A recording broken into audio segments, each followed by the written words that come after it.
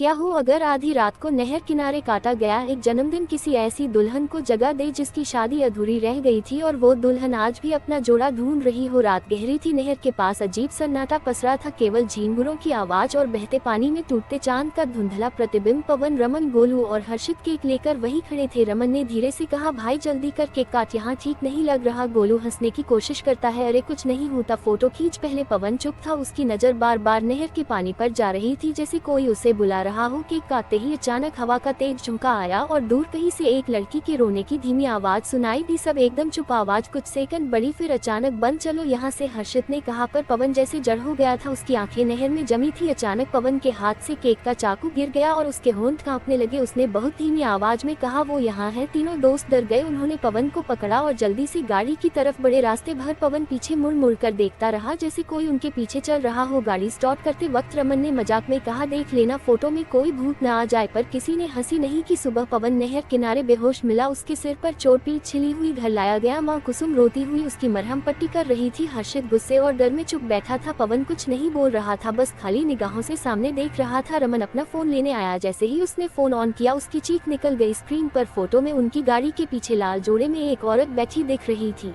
चेहरा धुंधला पर जोड़ा साफ। घर में सन्नाटा छा गया। पंडित जी को बुलाया गया, उन्होंने पवन की आंखों में झांका और कहा, इस पर किसी आत्मा की स्मृतियों का असर है, ये बोल नहीं पा रहा क्योंकि इसका मन किसी और की यादों में उलझा है। जिसकी इच्छा अधूरी है उसकी मुक्ति करनी होगी। दिन बीतते गए, पवन चुप रहा। फिर एक सुबह अचानक वो रसोई में आया और बोला, माँ आपका शादी का जोड़ा कहाँ है? कुसुम का दिल बैठ गया। पवन बेकाबू होकर चिल्लाने लगा, मुझे पता है आपके पास है, बताओ। हर्षित जल्दी से पुराना जोड़ा लाकर उसे दे देता है। पवन उसे सहलाते हुए बोला, आज रात मैं जानवी को लेने जा रहा हूँ। कुसुम और हर्षित के पैरों तले जमीन खिसक गई। रात को पवन वही जोड़ा लेकर खेतों की तरफ निकल पड़ा, पीछे पीछे कुसुम, हर्षित और पंडित। खेत सुनसान, हवा भारी। अचानक दूर लाल जोड़े में एक औरत खड़ी दिखी। वो धीरे धीरे पवन की तरफ बढ़ी, उसकी आवाज आई, सालों से इंतजार किया है मैंने, अब हमारी शादी पूरी होगी। पवन बेजान सा उसकी ओर बढ़ने लगा। पंडित मंत्र पढ़ने लगे। तभी कुसुम और हर्षित को लगा जैसे किसी ने उनके पैर पकड़ लिए हों, वो हिल नहीं पा रहे थे। औरत बोली, मना किया था ना, मत आना। अचानक दोनों बेहोश होकर गिर पड़े। पंडित ने पवन के सिर पर हाथ रखा, उसी पल पवन जमीन पर बह गया। सब शांत हो गया। पंडित ने मंत्र का जल उस औरत पर डाला, लाल जोड़ा फीका पड़ने लगा, चेहरा बदलने लगा। वो मुस्कुराए और अंधेरे में गायब हो गई। सुबह खेत खाली था, पवन नहीं था, सिर्फ वो पुराना शादी का जोड़ा मिट्टी पर पड़ा था। गांव में बात फैल गई कि उस खेत में सालों पहले एक लड़की जानवी को जिंदा दफनाया गया था क्योंकि वो अपने प्रेमी के साथ भागी थी और परिवार की इज्जत के नाम पर उसे मार दिया गया था। लोग कहते हैं उसकी आखिरी इच्छा शादी की थी और उसी इच्छा ने उसे बांध रखा था। कुछ दिन बाद कुसुम ने महसूस किया कि घर के आंगन में रात को पायल की हल्की आवाज आती है, कभी रसोई में बर्तन अपने आप खनकते, कभी दरवाजा अपने आप खुल जाता। एक रात कुसुम ने साफ देखा, दरवाजे के पास वही लाल जोड़ा जमीन पर फैला हुआ है और उसके पास गीले पैरों के निशान बने हैं जो सीधे पवन के कमरे तक जाते हैं। हर्षित ने हिम्मत करके कमरे का दरवाजा खोला, अंदर कोई नहीं था, पर दीवार पर मिट्टी से लिखा था, मैं आऊंगी। कुसुम डर के मारे कांपने लगी। अगले दिन पंडित फिर बुलाए गए, उन्होंने कहा, ये अंत नहीं है, आत्मा अभी भी बंधी है, उसकी इच्छा पूरी नहीं हुई। कुछ दिनों बाद रमन फिर आया, उसने बताया कि उसके फोन में वो फोटो अपने आप डिलीट हो जाती है और फिर वापस आ जाती है। हर बार उस औरत का चेहरा थोड़ा और साफ दिखने लगा है, अब उसकी आंखें साफ नजर आती है। लाल और गुस्से से भरी एक रात हर्षित ने नहर के पास जाकर सच जानने की ठानी। वहाँ उसे पुरानी टूटी चूड़ियाँ और एक पायल मिट्टी में दबी मिली। तभी पीछे से वही रोने की आवाज आई। हर्षित भागते हुए घर लौटा। उसी रात कुसुम ने सपना देखा कि जानवी कह रही है, मेरी शादी अभी बाकी है, कुछ अधूरा है। तभी अचानक आंगन में रखा शादी का जोड़ा अपने आप उड़कर दरवाजे तक पहुँच गया। कुसुम समझ गई कि ये कहानी अभी खत्म नहीं हुई है और कहीं ना कहीं पवन अभी भी उसी अधूरी दुल्हन के साथ बंधा हुआ है। लोग आज भी कहते हैं कि अमावस की रात उस नहर के पास एक लाल जोड़े वाली औरत दिखाई देती है जो राह चलते लोगों से बस एक ही सवाल पूछती है, मेरी शादी पूरी हुई क्या? अगर आपको ऐसी रहस्यमयी कहानियाँ पसंद हैं तो हमारे YouTube चैनल को अभी सब्सक्राइब करें।